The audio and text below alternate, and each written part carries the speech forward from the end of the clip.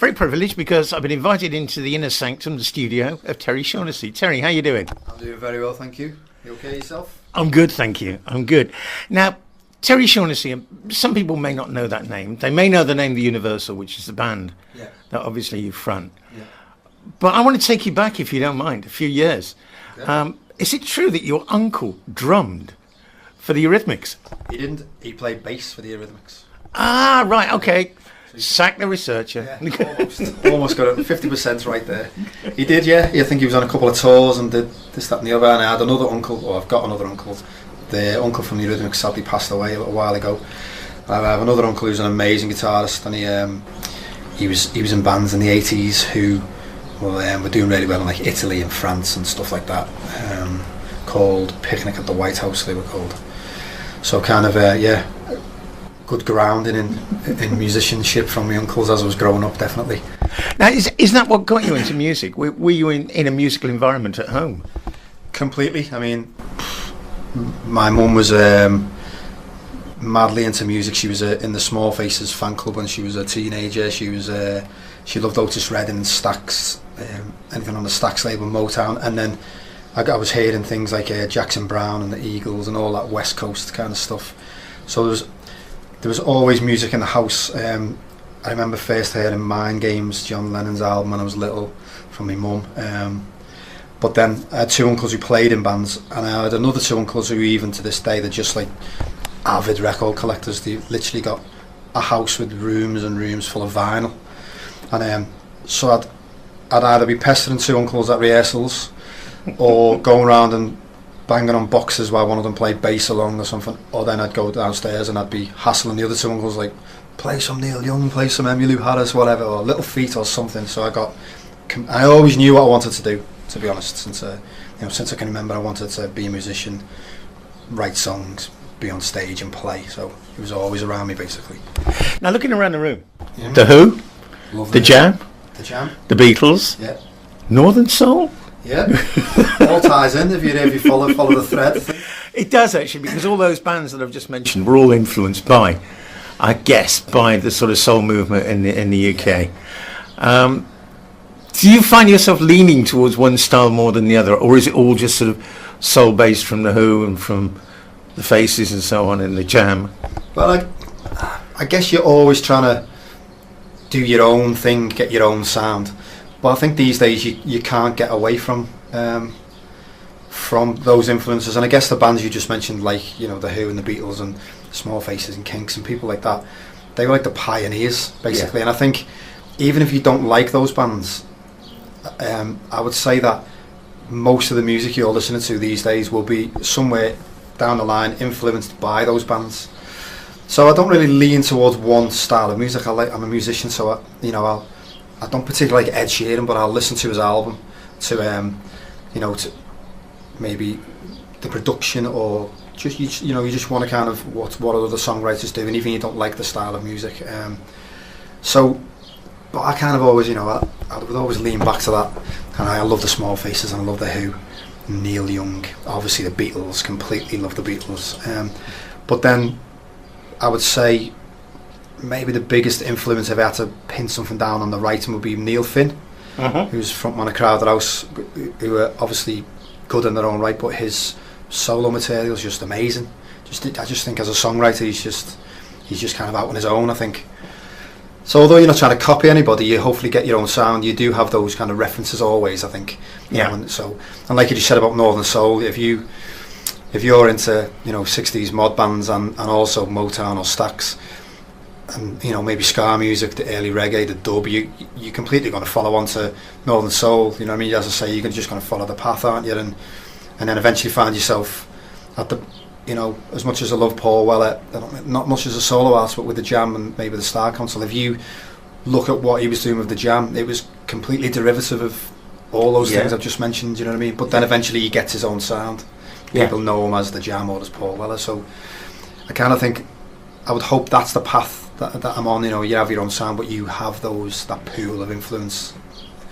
So when you sit down to write a song, I mean, first of all, do you sit down to write a song, or is it a case of a song pops into your head and you goes, Yeah, I can work with that. Right. Yeah, well, I have read that there is some people who, I think I read something about Nick Cave once, and one of the albums he was doing, he was like, right, I'm going to treat it like a job. I've got a room, and like I've got an office in the house. Yeah. I'm going to go in at 9 o'clock, I'm going to lock the door, I'm going to come out at 5, I like stop for dinner, come out at 5, and I'm going to just write.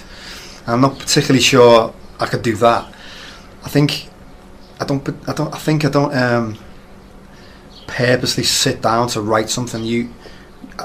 The inspiration comes from somewhere else, and then the thing for me is like my wife's completely fed up of me waking up in the middle of the night and singing things into the phone or scribbling things down or nipping off upstairs to work a riff or something out on the guitar or something. I think if you keep the initial kind of inspiration that comes and make sure you don't forget that and document it, and then you build on that, I think, and kind of keep that. That's normally how I work. Sometimes I can have I'll be fiddling around on a guitar and I'll start playing a little riff, and you think, oh, that's really good, and then you'll build on that. Sometimes I'll have a definite kind of hook or a lyric in my head, and I think for me, I'm kind of trying to stay open to everything and soak everything up, and then at some point that will come out somewhere in the songwriting. Maybe not always autobiographical, but everything, if you're open to it, if you're taking the soak and all these things, it does come out, I think, eventually. So to answer your question, I don't sit down purposely, but you do have to chip away after the initial kind of inspiration, I would say. Now, being in your own studio and also writing your own music, do you ever get to that point where you think, no, it's finished, I can't do any more to it, it's finished, I've got to finish it now? Right. Or do these pieces of music keep growing and growing and growing? Yeah, I think that's a tough one. I think that's down to discipline. I think there's got to be a point where you think, if I carry on with this, I'm going to completely miss the point of why I first started the idea or the inspiration. So you kind of got to be a bit disciplined with that one. I don't know, I think the thing I probably do tend to do, if I've not got a complete deadline, is I'll do something but then I'll leave it for like a week and then come back to it, because you completely get a different view on it. Once you're immersed in it, you're almost like you miss things because you think this is great, or conversely, sometimes I could do something before I go to bed. I'll be thinking that's great, and then I get up the next morning and put it on and think, what was I thinking last night? That's awful, and you just scrap it. So in the studio, it's a tough one. I think you've got to be disciplined and keep to the original inspiration and idea you had, and kind of try and just take your ego out of the equation and do the best for the song, and then just think, right, that's it, I'm leaving it now. You're not like Stevie Wonder then, because I mean Stevie Wonder has this room full of unfinished songs, right? Where he'll write a song and he'll think, I can't finish that, put it up there, maybe take that one down. You're not like that? Well, I have on the computer, there's literally like there's reams of like idea 1 to something like idea 1001 or something, where you started something, but I think the thing about that is you will probably come back to it eventually, or I'll find myself going, that thing I wrote then, that little idea, that will fit in, that'll be great for the middle eight for this. So I think that's what I was saying before about kind of at least documenting it in some way, either on your phone or you write it down, or you quickly record a riff on the guitar, and then you have like a little idea. As long as then you've captured that's the thing for me, I want to capture the initial kind of inspiration that comes and not think about it too much. Just write that down or record it or sing it into the phone, and then see how I feel about it like the next day or something, and I would still feel the same way. It's like, right, that's the essence of the song. Everything I now build around that, and the lyrics are right, has to kind of completely lock into that idea, the original kind of inspiration and the original idea. So you do have loads of unfinished things, but and sometimes some of them will end up becoming complete songs, but you'll pick from them, I think, and add them to other things, Okay. So it's the kind of way I work anyway. Now, when you're in the studio, do you find it an inspirational place to be? Or would you rather be on stage? Do you find this more inspirational on stage? That's tough. I mean, I love both of them, I think. And the thing a lot of musicians get mixed up is recording and playing live. And you hear lots of musicians like, I really want the live sound on the recording, which is a good idea, but the recording medium's completely different. Do you know what I mean? And I always think that, obviously I love The Who, and you've got Live at Leeds, and I love those certain live albums, but I always think like live albums shouldn't be done really. They should be left in that moment. And I think the thing I love about playing live is just, now I have this motto, musician minus ego plus fire, basically, which is, you're a musician, you take your ego out of the equation, but then if you're playing on stage, if any musicians are playing with me or I'm playing on stage, whether it's with a full band, with an acoustic, you play with passion. You've got to be passionate, and you've got to serve the song. It's nothing to do with you, it's nothing to do with anybody else or your egos. You're playing a song in that moment, it's about the song, it's about getting that whatever emotion or feeling over to the audience. So I love that, obviously, on stage, that and kind of create music again in the moment with other musicians who you admire and who you trust to play with. I mean, that's amazing. It's better than anything else in the world for me. Like, and then the studio is completely different. You have to, sometimes it can be a bit meticulous, but it has to be, because the minute something leaves your studio, that represents you in the outside world forever. So if you think, I won't address that dodgy vocal there because you can't be bothered, or I mean, you can't do that on recordings. It's got to be not like perfect in that respect, but everything's got to be right, because you could have the most amazing song and you could hit a flat note somewhere, and that's all people will remember. They won't remember anything else about the song. Do you know what I mean? So the studio is completely different. You've got to be meticulous, but for me, you're also trying to keep, like I've mentioned before, the initial kind of feeling and inspiration and emotion about the song, but then everything else needs to be like kind of absolutely perfect before it goes. Where live, it's about hitting those emotions in the moment and trying to draw the audience in with you. So I couldn't choose between the two. I kind of love the two. They're completely different, but I love both of them, really. Now, talking about live, as we were just then, what do you prefer? I mean, this is an awkward one as well. The huge arenas, because I know you've done Glastonbury and you've done some festivals and things like that, or those small, tiny little intimate gigs where there's maybe just you and an acoustic guitar and a microphone. What gives you the most? Again, tough question, but both good in their own way. I think festivals are great because you already know the audience is up for it, because they've paid the money and come to a festival of music. So you'll find that at a festival, more people are open to listening to different kind of music that they wouldn't normally listen to. So in a way, that's good. So you kind of know, you've got that instant feedback straight away. So I kind of love that. The big gigs are good. But then, the intimate gigs sometimes with just you and an acoustic are kind of the best ones, because that's your song and your music in its purest form, I think. Somebody said to me it's very honest when you do that. Well, I think it is very honest, and I also think that it kind of weeds out not that I'm better than anybody else or worse than anybody else, but it kind of weeds out the musicians who have taken the time to learn the craft and are bothered about songwriting and bothered about chord structures and learning different voicings of chords and kind of putting those things together to make my kind of approach with an acoustic guitar when I'm doing them live is, I understand it's just me and an acoustic, so I have to try and make it as big sounding as I can. So you might you'll find different voicings for the chords that make the guitar sound bigger, and so in that way it is more honest. You have to be on it, basically, and I think those intimate gigs are a fantastic road test for your songs. Yes. Because if people say, I love that song, when you just sang it with an acoustic or a piano, then inherently as a song, whatever you add to it or take away, you've still got a good song. Yeah. And when I first went out, kind of doing my apprenticeship, if you like, on the road, I literally, that's why I did that. I didn't have a band straight away. I went out on my own with an acoustic guitar. And I also made the point of not playing within like a 30-mile radius of where I live.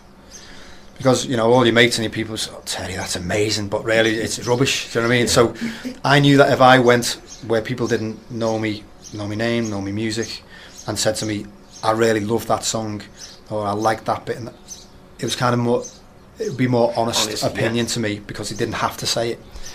So that's the kind of, that's the angle I came from, basically, regarding like the intimate gigs. But making your making your songs the best you can with just you and one instrument. And then if you start adding a band to it, then it's you know the song's good anyway. So both things are good for two different reasons. With a band, you get to play with a band, you get a massive audience, so you get that feedback, so that's great. And then the intimate gigs are great because, you know, you probably get, as you say, it's more honest, which I agree with, and you kind of get, your songs are bare, the soul's bared for the audience, and you kind of get a different reaction, which is great. Now, the Universal, I guess you're going to be touring a bit this year. Yeah, back to touring. Last year I kind of took a little bit of a break because we moved over to Spain, and I didn't. So took my wife from outside Liverpool to a brand new country, and I didn't want to be kind of right. Here we are, first week, and I'm off on tour. So, but yeah, I released a kind of a. It's a mad thing to say, a solo album, because I write everything for the Universal. It's just a different sound, really. But I released like a solo album, and that's been doing really well. So I'm going to be touring more with that and with the Universal. The gigs and the festivals are starting to come in now again this year. We actually have, it was confirmed yesterday, the Universal playing the full band in Estepona in October. Oh wow! October the 7th at the new auditorium there. It's a Teatro Auditorio. Teatro, yeah. So that's on October the 7th, so I think the tickets go on sale in a couple of days. But it'll be the first time that kind of the full band, the Universal, has played kind of a venue like that in Spain. Yeah, so... Oh, we'll have to get there. Yeah, definitely. Yeah. Definitely get there. Spread the word. You betcha. Now, I mean, we're talking about live. You gigged with some amazing people. I mean, everybody from like the Zombies to the Proclaimers and Joe Strummer, who I always thought was amazing. Any one of those people really stand out in your mind as going, yeah, that was a gig and a half? This is going to be mad, right? But I mean, obviously Joe Strummer, amazing. Ian McLagan as well, Small Faces, which was a great one for me. Zombies again. Odyssey and Oracle, one of my favourite albums. The most standout memory I have is the Proclaimers. No, but I'll tell you why. Not for the gig, because the gig was okay. I'm not, God bless him, I'm not a massive Proclaimers fan. But backstage, kind of, there was like a big kind of living room, if you like, communal backstage bit. So they were great fellas. Had the biggest feet I've ever seen in my life. The Proclaimers, both of them, obviously twins. But they started kind of warming up. Just an acoustic guitar, and they were singing some Everly Brothers songs and other things, and it was amazing. Just the voices together, just again in that raw form with an acoustic, and they were both just there and the warming up. That's probably, it's mad because of all the people, the great. All those classic artists. Yeah, exactly. But that's the one thing that really sticks in my mind. That they've had all those hits, but it was just hairs on the back of your neck and your arms stand up moment. It was just, at the time I was just thinking, that's amazing. Yeah. So that's probably the standout one, which is obviously a bit crazy. Now, when you are putting the band together, obviously the band come back together, you do practice, you do warm-ups, you do things like that. Yeah. Do you find that you start out with a playlist, and by the end of the sort of warm-up, it's gone, and you've completely restructured it? Or do you stick to what's on there? Do you mean like a set list for the set gig? List, yeah. Well, the thing I do is, I don't, at any gigs, I don't have a set list. Oh, right. And the reason, I kind of always know, like if we're rehearsing and we say, right, the first 2 songs are going to be this. Yeah. I'll kind of always make a definite decision on them. But I always feel like if you have a set list that the band's rehearsing, it's like kind of if you're stuck into that, then. Yeah. And I always kind of felt, and always feel at gigs, it's better because at a gig it's a two-way exchange of energy, if you like, for want of a better phrase. And I always think, well, if you're stuck into a set list, the energy from the audience and the vibe of the evening might not suit what's coming next in the set list. So I always kind of, as I say, I'll pick the first 2, and then I'll just play it by ear and think how we're all feeling, how the audience is responding. Let's do that one next, or let's do that. So because of that idea, and because of doing it that way, me and the band have to have like a massive amount of songs kind of rehearsed and ready. So, which is kind of good because it kind of keeps you on top of everything, and you don't really get stale, and if you know what I mean, like that you're playing the same set almost every night or something. So rehearsals are basically we'll have a long list on the board on the in the studio or whatever, and be like, right, we'll do that one, we'll do that, we'll do that, and then we'll have a break, and we'll do that, and we just kind of go through them all. So there's not really, a chopping and a changing, because we don't really know what the set's going to be. So we live in a digital age, and I mean, you've got all the social media, Facebook, Twitter, etc., etc.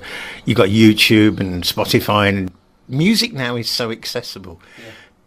Do you think the album's dead? Do you think people just want to pick up a song and almost create their own little album, if you like? I think for younger people, up to a point, I'd say yeah, because most of them have grown up with that mentality where they're not really bothered about an album and the time that it takes to put it in a certain order to give you a journey as an album, and then probably slightly on the back of that, vinyl's making a comeback. Yes, it is. Yes. And even in across all ages, so that's kind of promising. But then on the other side of things, we still shift good amounts of our albums, of CDs, like in shops and via the website and record company website and stuff. So I think that people who are a little, like, maybe 25 upwards, possibly, they do still want to buy a CD, and probably some of them would still want to buy a vinyl album. Yeah. So I don't think I don't think the album's dead in that respect. I think it's maybe to a certain age group, like 12 to 16 possibly, without pigeonholing anybody. Yeah. But no, I think there's definitely still an audience and a buy-in public out there. The only thing I would say against I've always had this idea of, well, people now expect some of your music for free. Yeah. And I kind of embrace that a little bit, and I'm happy to do that, because I kind of think if you give something for free, if they like it, then they'll come and see you live. So you and then hopefully they'll be a fan, throughout your career if you're doing it right. So I kind of embrace it in that way. But also on the other side of that is I can't think off the top of my head of another industry or another skill where you're expected to give away your work for free. I always think, if a plumber came to fix our washing machine and I just went, thanks mate, no money for you, but thanks very much, you were really good at that. I can't think of any other kind of... Painter doesn't give you half a painting, and then sort of, if you pay for the rest, I'll do it. Yeah, exactly. So in that respect, the industry's kind of got it wrong in that way, I think. But mainly for the musicians, really, I would guess. Yeah. Do you know what I mean? From a musician side of things, there's no other job that expects you to give. And I mean, and the amount of work that goes into a song, or in my head's like a washing machine permanently, stuff just drumming around, and I'm sure most songwriters are like that. So, yeah. But I don't think the album's dead. I think I think more so these days, people are starting to buy vinyl again. People are always buying CDs. Okay. And I'd say on the flip side to that as well, always through all that stuff, people still want to see a good band play live. So people will always still come and see a band play live, basically, if you're any good. If you're any good. Now look, just to close things down, thank you once again for inviting me in. Product, if people want to get your album, hear tracks by you, I mean, we're going to bung a couple of tracks in this interview anyway, but if they want to hear other stuff and they want to get their hands on stuff, best place to go? Well, at the moment the best place is terryshaunessy.co.uk, and you can kind of access the record company website on there, and there's like a merchandise page with like the album on, and a single's about to be released, that'll be on there, that's coming out in vinyl as well, which is good, and t-shirts and all that stuff, and then all the info about upcoming gigs, the one on Estepona I mentioned, and other stuff, and then you've got your usual social media, your Twitter and your Facebook. If you type in Universal or Terry Shaunessy on Facebook, you should find me and everything. So yeah, definitely get all the stuff from there. I would just like to mention one more thing, if that's okay with you. We'd just while we were having our drink before, I've also been doing some work with people called the Rising Stars. Yes. Which has been really good for me, and we were young songwriters, and they're managed by a company who are based in Mihas, I think, called Diamonds and Pearls Management. So they've been putting young artists into the studio, and I've kind of been co-writing with them and producing the material. So on the night that I play in Estepona, I'm going to let the Rising Stars do the support slot. So if anybody wants to buy a ticket and come and see the Universal, they'll also get to see kind of these young kids who are really talented and are going to be the support. And when I'm old, they'll be taking over me and selling albums instead. Excellent. Terry, thank you so much for your time. No problem. Cheers. All the best with the gigs, all the best with the tour, and of course, all the best with the album. Cheers, man. And hopefully we'll see you in Estepona. Definitely, yeah. It'd be great if you could come along, and anybody else who wants to buy a ticket. Thanks a lot, mate. Cheers.